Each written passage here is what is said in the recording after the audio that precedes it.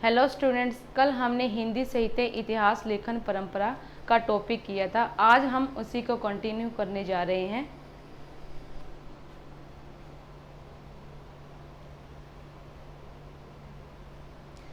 कल हमने 3 साहित्यकार पढ़े थे। आज हमारा 4th नंबर पे है मिश्र बंधु। मिश्र बंधु जो है इटोजा लखनऊ उत्तर प्रदेश में मिश्र ब्राह्मण गोत्र में उत्पन्न होने वाले थे। और ये कितने भाई थे? 3 भाइयों ने मिलकर जो है हिंदी साहित्य इतिहास लेखन परंपरा का जो है विकास किया। 3 भाई कौन कौन से? गणेश बिहारी मिश्र, श्याम बिहारी मिश्र और सुखदेव बिहारी मिश्र। अब क्या है, श्याम बिहारी और सुखदेव बिहारी मिश्र को डी लिट की जो है उपाधि मिली हुई थी साहित्य के अंदर। और इनकी रचना कौन सी है? इन्होंने है जो कौन सा ग्रंथ लिखा? मिश्र बंधु विनोद। ये जो मिश्र बंधु विनोद जो रचना है ये कितने भागों में है? 4 भागों में।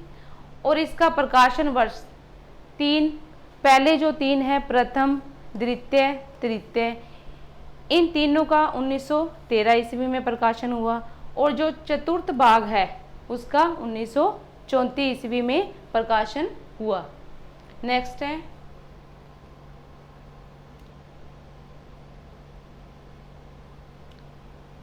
कि इस ग्रंथ की प्रमुख विशेषताएं क्या थी। इस पुस्तक में लगभग 5000 कवियों का जो है 5000 कवियों को इसमें है जो स्थान दिया गया था। और वास्तविक जो संख्या है इसमें 4591 जो कवि हैं इसमें थे। अगर आपसे लगभग पूछा जाए कि कितने कवि थे तो 5000 आएंगे। अगर वास्तविक संख्या पूछी जाए कितने थे कवि, 4591। और क्या था इसमें? अनेक अज्ञात कवि कि जिनको हम जानते भी नहीं हैं उन कवियों को भी जो है इसमें शामिल किया गया और उनके साहित्यिक महत्व पर भी प्रकाश डाला गया। फिर है कवियों के जीवन चरित्र के वर्णन के साथ साथ साहित्य के विविध अंगों पर भी प्रकाश डाला गया। और इसमें है कि तुलनात्मक पद्धति का भी अनुसरण किया गया। तुलनात्मक पद्धति मतलब कि कवियों के अंदर जो है तुलना की गई और उनकी विविध श्रेणियां बनाने का भी प्रयास किया गया। कि कौन सी मतलब तुलना पद्धति की गई उनकी, कि तुलना की गई कवियों की उनको फिर विविध श्रेणियां बनाने का प्रयास भी किया गया। 5th पे है हिंदी साहित्य इतिहास का इतिवृत्तात्मक लेखन है जो सर्वप्रथम मिश्र बंधु विनोद में ही किया गया। अब देखो इतिवृत्तात्मक क्या है कि इसमें कालक्रम भी दिया गया, नामकरण भी दिया गया और तुलनात्मक पद्धति भी दी गई, जीवन चरित्र का भी वर्णन किया। इन सभी को ही क्या बोलते हैं? इतिवृत्तात्मक लेखन इन्होंने सर्वप्रथम मिश्र बंधु विनोद में ही मिलता है। फिर 6th पे है इसमें प्रमुख कवियों का विवरण समालोचना सहित। अब समालोचना क्या होगा? समालोचना होगा कि गुण और दोषों को देखना। साहित्य में गुण दोष देखेंगे कि कौन सी रचना है जो अच्छी है, कौन सी बुरी है। विस्तार पूर्वक दिया गया है, समालोचना विस्तार पूर्वक दिया गया है। सामान्य कवियों की नामावली केवल संक्षिप्त सूचनाओं के साथ ही दी गई है। 7th पे है ग्रेसन की पत्ती का अनुकरण। अनुकरण का मतलब होता है नकल। कि ग्रेसन की पत्ती का अनुकरण करते हुए कवियों को एक सुनिश्चित संख्या प्रदान की गई है और बाद में मिलने वाले कवियों का भी समावेश है जो अपने ग्रंथ में इन्होंने किया है। नेक्स्ट है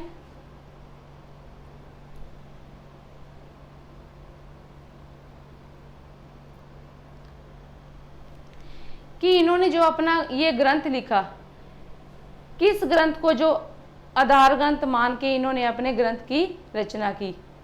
इस ग्रंथ की रचना करने के लिए मिश्र बंधु से जो पहले रचे गए ग्रंथ है जो इनको है जो इन्होंने आधार ग्रंथ माना है। कवियों की स्वरचित ग्रंथ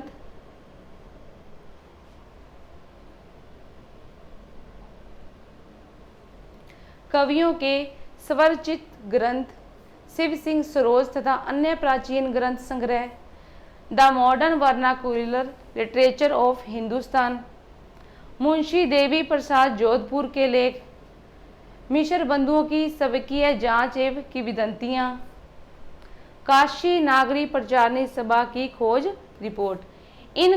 इन ग्रंथ को आधार मानकर इन्होंने जो है मिश्र बंधु विनोद की रचना की। अपने जो ये ग्रंथ लिखा है मिश्र बंधु विनोद है जो इन ग्रंथों को आधार मानकर किया। नेक्स्ट है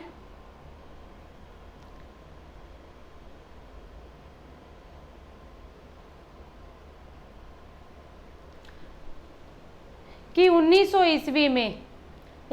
ईस्वी में नागरी प्रचारणी सभा काशी में हिंदी की हस्तलिखित ग्रंथों की खोज का कार्य है जो वो प्रारंभ हुआ। 1900 ईस्वी में एक सभा बनी, नागरी प्रचारणी सभा। उन्होंने क्या किया, जो हस्तलिखित ग्रंथ होते थे उनकी क्या करते थे, खोज कार्य प्रारंभ किया। फिर क्या हुआ, 1900 से 1908 ईस्वी तक जो इसके खोज कार्य के निरीक्षक थे वो थे बाबू श्याम सुंदर दास। ये नहीं आएगा ऊपर यहाँ, श्याम सुंदर दास। फिर 1908 से 1916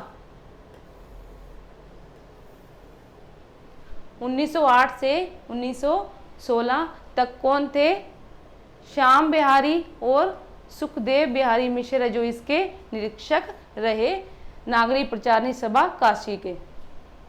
फिर इसमें क्या हुआ कि नित्य नए नए कवि है जो इसमें आते गए और मिश्र बंधु को पता चलता गया कि ये जो नए नए कवि आए हैं और इनका है जो परिचय मिश्र बंधुओं को होता गया और इसी की जानकारी है जो उन्होंने मिश्र बंधु विनोद पुस्तक में शामिल किया। 7th पे है, इस पुस्तक को प्रस्तुत करने में विभिन्न हिंदी प्रेमियों ने भी कवियों के विवरण भेजकर मिश्र बंधु की जो है सहायता की। कि इस पुस्तक को, इस ग्रंथ को प्रस्तुत करने के लिए अन्य हिंदी प्रेमी हैं जिन्होंने विवरण भेज के जो है मिश्र बंधु की सहायता की। ये जो खोज कार्य है ये नागरी प्रचारणी सभा का, ये कब से कब तक चला, 1900 से 1921 तक। इस ग्रंथ के पृष्ठ कितने थे, 2250 पृष्ठों में ये ग्रंथ है जो वो लिखा गया। मिश्र बंधुओं द्वारा रचित है जो अन्य रचना नेक्स्ट पेज पे है।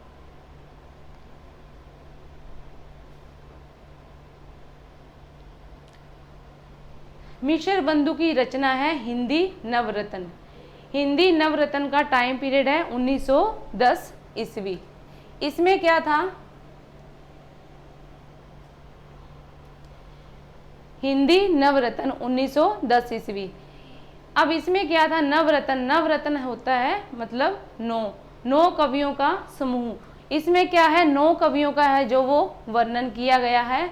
फर्स्ट है तुलसीदास, सूरदास, देव, बिहारी, त्रिपाठी बंधु। त्रिपाठी बंधु देखो अब कौन कौन से, त्रिपाठी मतलब 3, भूषण, मतीराम, केशव। कबीर, चंद और हरिश्चंद्र ये इकट्ठा है। 9 बोले ना उन्होंने कि 9 कवियों का वर्णन है। तो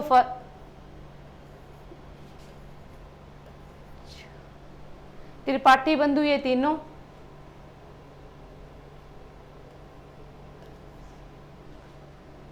आठ और 9, इस तरह ये 9 बनेंगे। फिर आगे है काल विभाजन, कि मिश्र बंधु ने काल विभाजन किस तरह किया। मिश्र बंधुओं के द्वारा संपूर्ण हिंदी साहित्य को 8 कालखंडों में विभाजित किया गया है। 8 कालखंडों में इन्होंने है जो संपूर्ण हिंदी साहित्य को विभाजित किया है। फर्स्ट इन्होंने दिया है आरंभिक काल।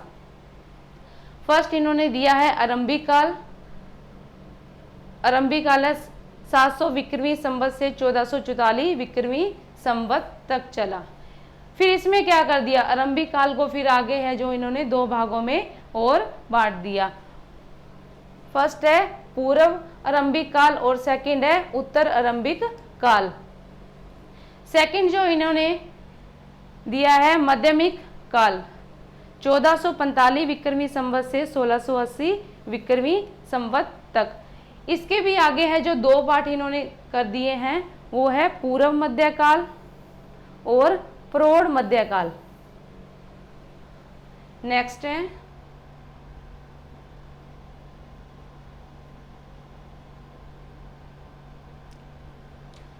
थर्ड, इन्होंने जो काल दिया था वो है अलंकृत काल। अलंकृत काल का टाइम पीरियड है 1681 विक्रमी संवत से 1889 विक्रमी संवत तक। इन्होंने क्या किया, अलंकृत काल को आगे 2 भागों में बांटा, पूर्व अलंकृत काल, उत्तर अलंकृत काल। फिर 4th नंबर पे जो है हमारा परिवर्तन काल। परिवर्तन काल है 1890 विक्रमी संवत से 1925 विक्रमी संवत तक। फिर 5th नंबर पे है वर्तमान काल। वर्तमान काल का टाइम पीरियड है 1926 विक्रमी संवत से अब तक। आगे है मिश्र बंधुओं का यह जो काल विभाजन है, ग्रेसन की अपेक्षा है जो प्रौढ़ विकसित है, और परंतु निम्न 2 कारणों के कारण यह काल विभाजन है जो वर्तमान में स्वीकार है, जो नहीं किया गया। कि ग्रेसन की अपेक्षा तो इसको है जो प्रौढ़ माना गया है, विकसित माना गया है, पर ये 2 कारणों करके है जो ये काल विभाजन है जो वर्तमान में स्वीकार है, जो वो नहीं किया गया। कौन कौन से 2 है ये कारण? इसमें हिंदी को पीछे ले जाकर अपभ्रंश काल को समाविष्ट कर लिया, कि हिंदी को तो इन्होंने पीछे छोड़ दिया है और अपभ्रंश काल को इन्होंने समाहित मतलब समाविष्ट कर लिया है। सेकंड है कालों के नामकरण को एक जैसी पत्ती पर नहीं किया, कि जो ये कालों का नामकरण किया है, किसी को अलंकृत काल दे दिया, अलंकृत काल को भी फिर इन्होंने आगे 2 भाग कर दिए, पूर्व कर दिया और उत्तर कर दिया। इसी कारण जैसे आरंभिक काल को, आरंभिक व अलंकृत काल को उप विभाजन में मतलब डिवाइडेशन इन्होंने जो की है, इसमें क्या कर दिया, पूर्व कर दिया और उत्तर कर दिया, शब्दों का प्रयोग किया है। जबकि माध्यमिक काल के उप विभाजन में इन्होंने उत्तर के स्थान पर प्रौढ़ शब्द को काम में लिया है, कि इन्होंने जो ये कालों के नाम दिए ये अच्छे से नहीं दिए, इनको भी आगे डिवाइडेशन कर दी गई है। इस कारण है जो इसको वर्तमान में जो है स्वीकार नहीं किया गया। नेक्स्ट है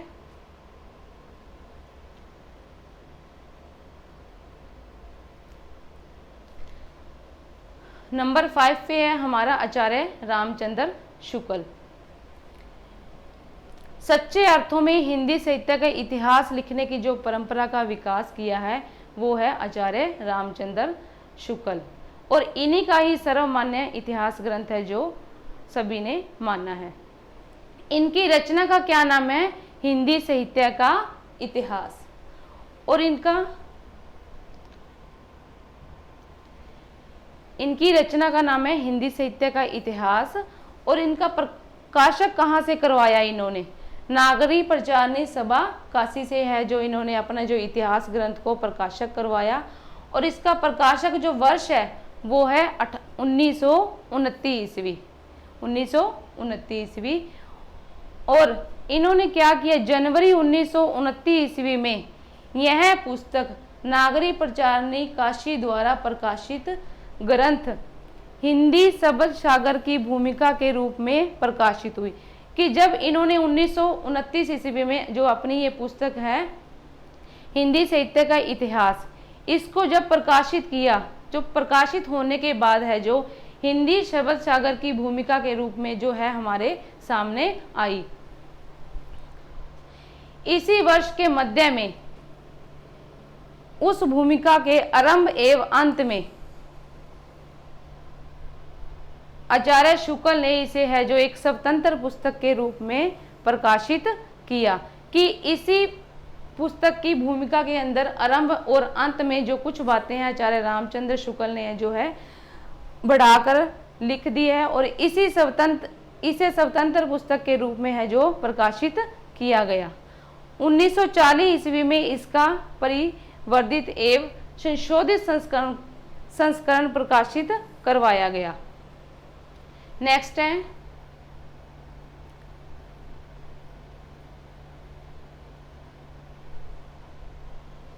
कि जो हिंदी शब्द सागर जो इनकी बुक है, इसमें इसके निर्माण में निम्न 3 विद्वानों ने योगदान दिया। निम्न 3 विद्वानों ने जो है योगदान दिया। कौन कौन से थे विद्वान? बाबू श्याम सुंदर दास, आचार्य रामचंद्र शुक्ल और रामचंद्र वर्मा।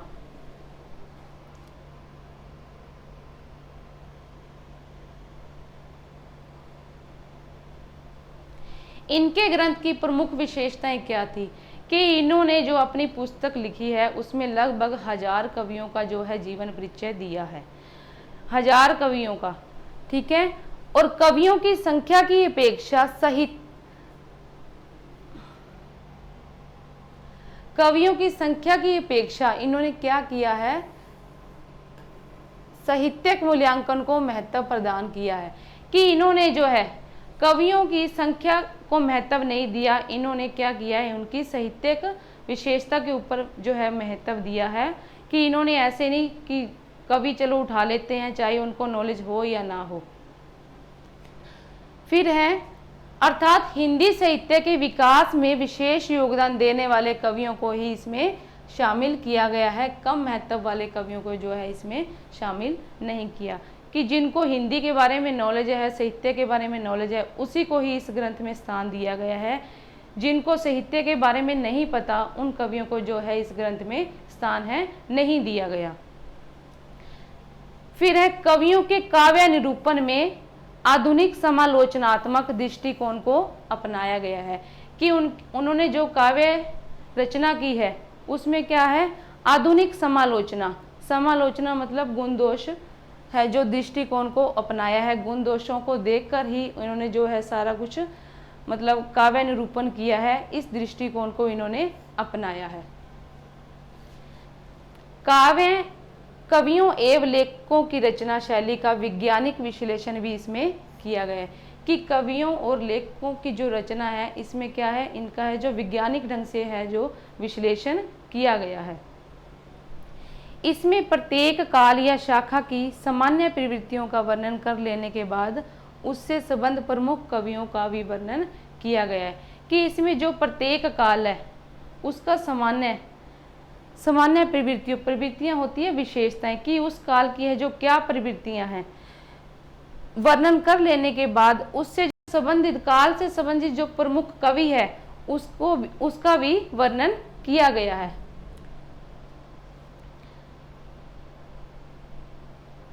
और बाकी जो अन्य कवियों को है जो उन्होंने फुटकल खाते में डाल दिया है। फिर 6th पे है केदारनाथ पाठक ने इस रचना के लेखन में शुक्ल जी को अपूर्व सहयोग दिया। केदारनाथ पाठक है जो कि इन्होंने शुक्ल ने जो अपना ग्रंथ लिखा है, केदारनाथ पाठक ने शुक्ल जी की सहायता की इस ग्रंथ में लिखने की। इस रचना के लेखन में शुक्ल जी ने निम्न रचनाओं से विशेष साहित्य सामग्री है जो ग्रहण की। कि इन्होंने जो अपना ये ग्रंथ लिखा, इन रचनाओं से जो है, इन रचनाओं को जो है आधार मानकर लिखा। कौन कौन सी रचनाएं हैं?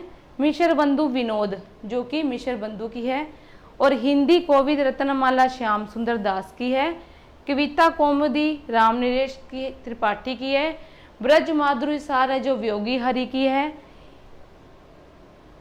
इस ग्रंथ का आरंभ सिद्धों की वाणियों से होता है। कि आचार्य रामचंद्र शुक्ल ने जो इस ग्रंथ की जो शुरुआत की है वो कहाँ से की है? सिद्धों की वाणियों से की है। नेक्स्ट है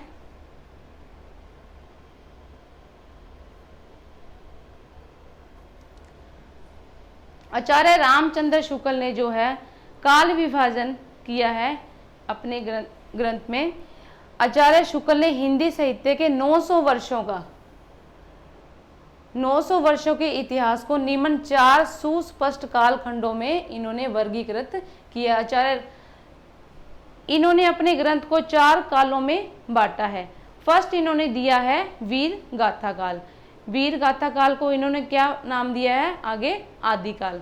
आदिकाल का जो टाइम पीरियड है वो है 1050 विक्रमी संवत से 1375 तक। फिर आगे आदिकाल के ही 2 भाग हैं, 1200 से 1375 विक्रमी संवत। वीरगाथा काल के दो भाग कौन कौन से हैं? अपभ्रंश काल या पराकर्त भास हिंदी काल 1050 से 1200 विक्रमी संवत। सेकंड है वीरगाथा काल। सेकंड जो इन्होंने काल दिया है वो है पूर्व मध्यकाल। पूर्व मध्यकाल में है इनका भक्ति काल। भक्ति काल का टाइम पीरियड है विक्रमी संवत 1375 से 1700 तक। फिर थर्ड पे है उत्तर मध्यकाल। उत्तर मध्यकाल को इन्होंने नाम दिया है ऋतिकाल। ऋतिकाल का टाइम पीरियड है विक्रमी संवत से 1700 विक्रमी संवत से 1900 तक। फिर इनका है फोर्थ नंबर पे गद्यकाल, जो कि इन्होंने नाम दिया है आधुनिक काल।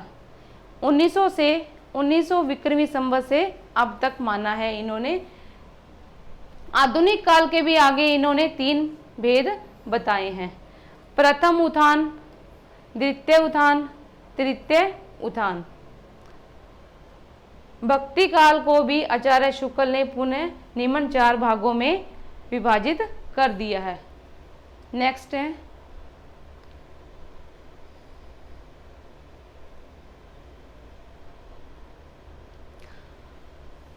आगे जो भक्ति काल को इन्होंने 4 भागों में बांटा है। कैसे कि भक्ति काल की है जो 2 धाराएं थी, एक निर्गुण काव्य धारा, एक है सगुण काव्य धारा। अगर आपसे पूछा जाए कि भक्ति काल की कितनी धाराएं हैं तो आपने बोलना है कि 2 धाराएं, निर्गुण और सगुण।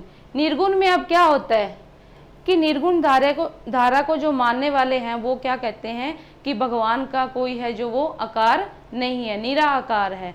और सगुण को मानने वाले हैं जो वो कौन है कि भगवान का है जो एक आकार है, साकार मतलब आकार है, एक मतलब एक रूप मानकर जो है इसकी मतलब प्रार्थना करते हैं, भगवान की उपासना करते हैं, इसको बोलते हैं सगुण काव्य धारा। निर्गुण वाले हैं जो निराकार मानते हैं भगवान को। फिर आगे आपसे पूछा जाए कि निर्गुण काव्य धारा जो आगे कितनी धाराओं में बट गई? ज्ञानाश्री और प्रेमाश्री में बट गई आगे, ज्ञानाश्री और प्रेमाश्री। फिर सगुण काव्य धारा भी आगे 2 धाराओं में बट गई है, कृष्णाश्री काव्य धारा और रामाश्री काव्य धारा। ज्ञानाश्री काव्य धारा है जो ये किनकी है? संत काव्य। इसमें सारे हैं जो वो संत थे। और प्रेमाश्री में सूफी काव्य, और कृष्णाश्री में कृष्ण काव्य, और रामाश्री में राम काव्य। संत काव्य में कौन से हैं प्रतिनिधि कवि? कबीर। और सूफी में जायसी, कृष्ण काव्य में सूरदास, और राम काव्य में तुलसीदास।